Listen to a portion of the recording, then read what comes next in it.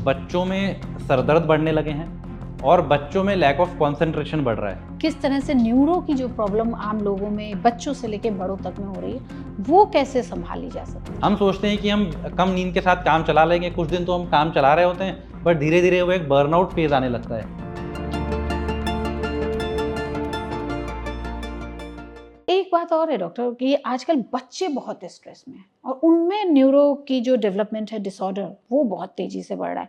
बच्चों को कैसे हम लोग संभालें, क्योंकि वो तो हमारे देश की भविष्य हैं और उनमें बहुत तेजी से कहते हैं मेंटल हेल्थ तो चलिए एक आपसे जुड़ा नहीं है, लेकिन न्यूरो की प्रॉब्लम बच्चों में भी बहुत तेजी से बढ़ रही है और कोविड के बाद ये चीज़ें बहुत तेजी से बढ़ी हैं। उसको लेके बहुत लोगों में चिंता है, उसके बारे में थोड़ा बताएं हमें।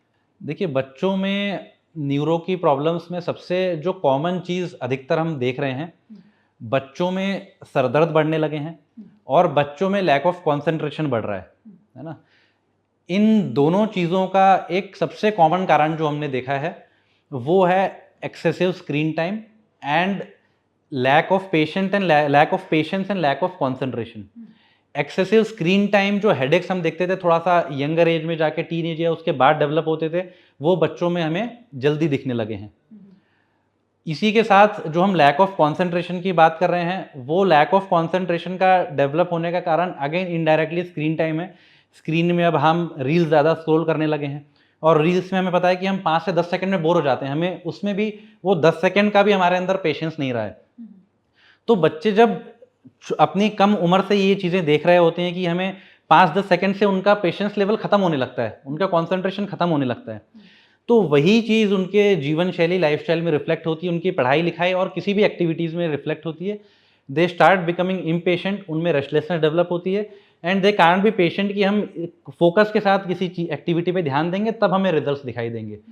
सो ये दोनों चीज़ें हमारी excessive screen time and lack of concentration और लैक ऑफ पेशेंस कह लीजिए, इन दोनों से काफ़ी हद तक जुड़े हुए हैं। तो कैसे उसको हम संभालें अपने आप को, उसके टिप्स दीजिए। 5 ऐसे टिप्स बताइए कि हम किस तरह से न्यूरो की जो प्रॉब्लम आम लोगों में बच्चों से लेके बड़ों तक में हो रही है, वो कैसे संभाली जा सकती है? देखिए, न्यूरो की प्रॉब्लम में सबसे पहली तो चीज़ हमें ओवरऑल अपने स्ट्रेस लेवल्स को कम करना है।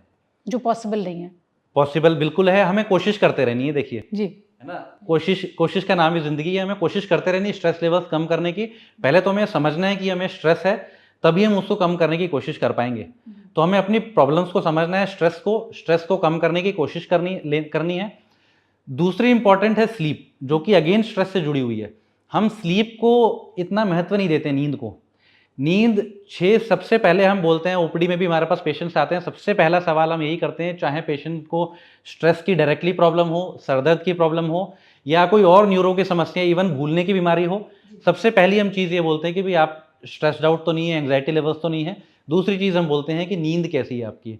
हम सोचते हैं कि हम कम नींद के साथ काम चला लेंगे, कुछ दिन तो हम काम चला रहे होते हैं, बट धीरे धीरे वो एक बर्नआउट फेज आने लगता है। तो उसको अवॉइड करने के लिए डे 1 से हमारी नींद अच्छी होना ज़रूरी है, हमारे ब्रेन के डेवलपमेंट के लिए, स्पेशली बच्चों में भी और बड़ों में भी ब्रेन को प्रिजर्व रखने के लिए माना जाता है कि sleep is very important. Sleep हमारी ब्रेन डेवलपमेंट में डायरेक्टली हेल्पफुल है अपार्ट फ्रॉम स्ट्रेस। सो पहला एंग्जाइटी लेवल्स कंट्रोल करना, दूसरा गुड स्लीप, तीसरा is good physical activity. Regular जो हम हार्ट हेल्थ के लिए बात करते हैं कि 30 मिनट कम से कम एक्सरसाइज ज़रूरी है, सेम चीज़ आप ब्रेन पे अप्लाई कर लीजिए। सेम चीज़ ब्रेन हेल्थ के लिए भी बहुत इंपॉर्टेंट है। चौथा मैं कहूँगा हमारी डाइट। डाइट में स्वीट प्रोडक्ट्स हमें हमारी रेस्टलेसनेस को बढ़ाते हैं, एंग्जाइटी को बढ़ाते हैं, स्ट्रेस लेवल्स को बढ़ाते हैं। तो मीठे की मात्रा कम से कम रखनी है, ना के बराबर रखनी है। Oily food, junk food again हमारे इनडायरेक्टली हेल्थ पर असर डालते हैं, बीपी शुगर को बढ़ाकर, कोलेस्ट्रॉल लेवल्स को बढ़ाकर, ब्रेन हेल्थ के लिए हानिकारक हैं। पांचवी सबसे इंपॉर्टेंट चीज़, किसी भी तरीके की आपको चाहे हार्ट की या बीपी की या शुगर की या कोलेस्ट्रॉल की अगर प्रॉब्लम है, तो उसको टाइमली ट्रीट करें और रेगुलर बेसिस पे मेडिकेशन के साथ उसे कंट्रोल में रखें, ना कि कुछ दिन की दवाइयाँ ली और फिर छोड़ के देखें। इस हिट एंड ट्रायल मेथड पे नहीं जाना है। रेगुलर बेसिस पे अगर हमने इन्हें कंट्रोल कर लिया, तो लॉन्ग टर्म में हम काफ़ी सारे न्यूरोलॉजिकल बीमारियों से बच सकते हैं।